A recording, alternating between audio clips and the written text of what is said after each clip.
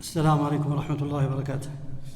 إن الحمد لله نحمده ونستعينه ونستهديه ونعوذ بالله من شرور أنفسنا ومن سيئات أعمالنا. من يهد الله فلا مضل له ومن يضلل فلا هادي له، وأشهد أن لا إله إلا الله وأشهد أن محمدًا عبده ورسوله صلى الله عليه وسلم.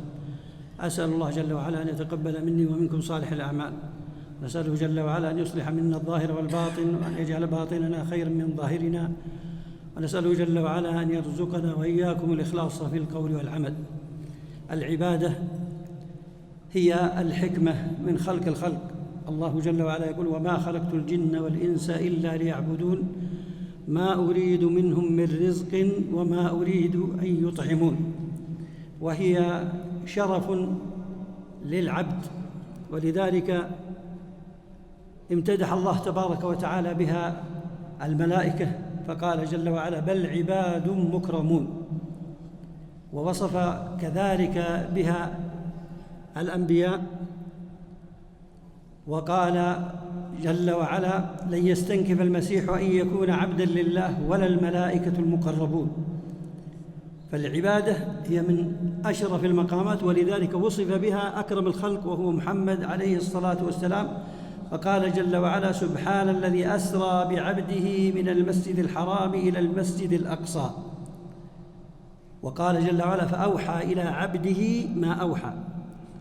فالعبودية شرف، ولذلك يقول القائل: ومما زادني شرفا وتيها وكدت بأخمصي أطأ الثريا دخولي تحت قولك يا عبادي، وأن صيرت أحمد لي نبيا عليه أفضل الصلاة وأتم التسليم. ثم العبادة أو الفقر والاحتياج والذل صفة في هذا الإنسان، إذن فهي ضرورة للإنسان، لا يمكن أن ينفك العبد عن عبوديته. فإن لم تصرف هذه العبودية لله تبارك وتعالى فإنها ستصرف لغيره.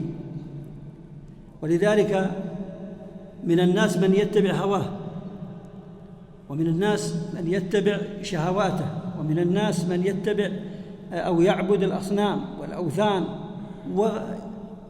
وكثير من الآلهة التي اتخذوها الناس أندادا من دون الله تبارك وتعالى. لماذا؟ لأن هذه فطرة نفسية وجبلة وخلقة لا ينفك عنها الإنسان. ولذلك الله جل وعلا يقول: يا أيها الناس أنتم الفقراء إلى الله والله هو الغني الحميد سبحانه وتعالى. والنبي صلى الله عليه وسلم قال: تعس عبد الدرهم، تعس عبد الدينار، تعس عبد الخميصة، تعس وانتكس، وإذا شيك فلا انتقش. فسماه عبدا لأنه إذا تعلقت القلوب بأي شيء، أي مخلوق أو أي أمر من الأمور، فإنها تصبح والعياذ بالله معبودة أو شريكة لله تبارك وتعالى. فإما أن يكون الإنسان فاسقا أو يكون مشركا أو يكون ملحدا والعياذ بالله، والسبب ميل القلب أو محبة القلب لهذا الأمر. ما هي العبودية؟ هي كمال التذلل والخضوع والانقياد والمحبة لله تبارك وتعالى. وعرفها ابن تيمية بأنها اسم جامع لكل ما يحبه الله ويرضاه من الأقوال والأعمال الظاهرة والباطنة. إذن تتضمن أركان، وأركانها المحبة الكاملة لله تبارك وتعالى، والتذلل والخضوع والانقياد له جل وعلا. لذلك الله تبارك وتعالى لما وصف الكفار بمحبتهم لآلهتهم قال: والذين آمنوا أشد حبا لله. والذين آمنوا أشد حبا لله.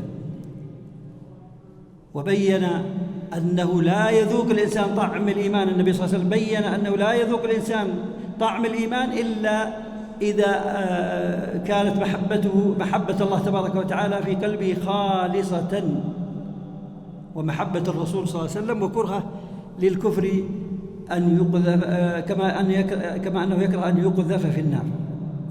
إذن كمال المحبة كمال التذلل والخضوع والانقياد لله تبارك وتعالى. فلا وربك لا يؤمنون حتى يحكموك فيما شجر بينهم ثم لا يجدوا في أنفسهم حرجا مما قضيت ويسلموا تسليما، أي ينقادون ويذعنون ويستسلمون لأمر الله تبارك وتعالى.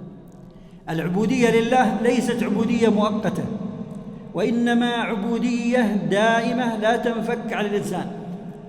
يعني تجدون بعض الناس يحافظ على العبادات الظاهرة وهي فرض ولا شك في ذلك وينبغي المحافظة عليها، لكنه عندما يخرج من الصلاة أو يخرج من رمضان أو يخرج من العبادة تجد أنه يقع فيما حرم الله تبارك وتعالى، لأن فهمه للعبودية أنها فقط في المسجد أو أنها في المكان الفلاني، والعبودية ليست كذلك، إنما أنت عبد لله في كل مكان. ولذلك في وصية النبي صلى الله عليه وسلم لمعاذ رضي الله عنه وارضاه قال اتق الله حيثما كنت، حيثما كنت، في أي مكان تكون فيه. بل وبينها النبي صلى الله عليه وسلم في حديث جبريل لما سأله عن الإحسان قال أن تعبد الله كأنك تراه فإن لم تكن تراه فإنه يراك. تخيل أنك وصلت إلى هذه المرتبة، كيف يكون حالك وأنت تستشعر أن الله تبارك وتعالى يراك ولا تغفل أو لا تغيب عنه لحظة واحدة؟ كيف تكون عبوديتك لله؟ تجد أن فيه انقياد وإذعان واستسلام وقبول لأوامر الله واجتنابا لنواهيه.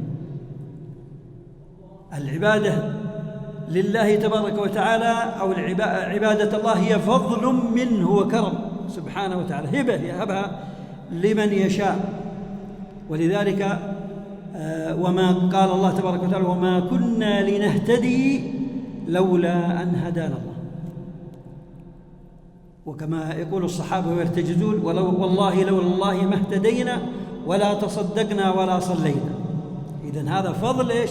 من الله. ولذلك دائما لما نسمع المؤذن يقول حي على الصلاة حي على الفلاح نقول إيش؟ لا حول ولا قوة إلا بالله.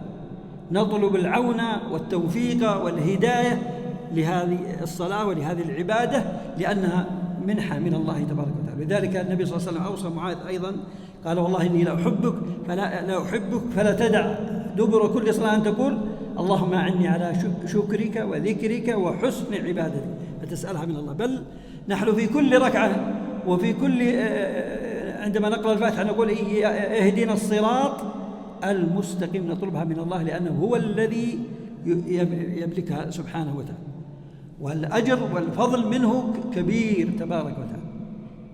عبادتنا وعملنا مهما عملنا لن يزيد هذا في ملك الله شيء ولن ينقص من ملك الله شيء، ولكن الأجر والفضل من الله تبارك وتعالى كثير. ولذلك قال أهل السنة والجماعة أن الأعمال التي نعملها هي سبب للحصول المثوبة وليست يعني أجر، ليست أنها يعني نستحق من الله هذا الشيء، إنما هو فضل منه وكرم أوجبه الله تبارك وتعالى على نفسه. ولذلك ينبغي أن لا يعجب الإنسان بعمله ويغتر، لأن بعض الناس إذا قيل له شيء قال نحن أحسن من غيرنا، نحن أفضل من غيرنا. مهما اجتهدت وعملت فأنت لا تزال مقصر في جنب الله. ولذلك الملائكة وهم مفطورين على العبادة ومع ذلك يقولون سبحانك ما عبدناك حق عبادتك. فلذلك ينبغي أن نجتهد في العبادة وأن نحرص عليها وأن نعلم أن العبودية دائمة لا تنفك عنا. ولذلك الله وصف أو أمر النبي صلى الله عليه وسلم بقوله واعبد ربك حتى يأتيك اليقين، حتى يأتيك الموت وأنت على عبادة.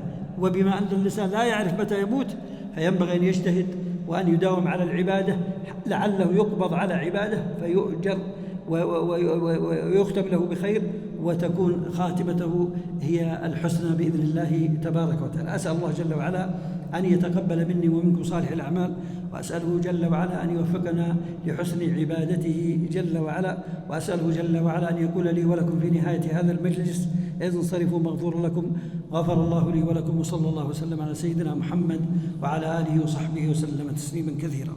جمعية الدعوة والإرشاد وتوعية الجاليات بأبها، بالدعوة نحيا.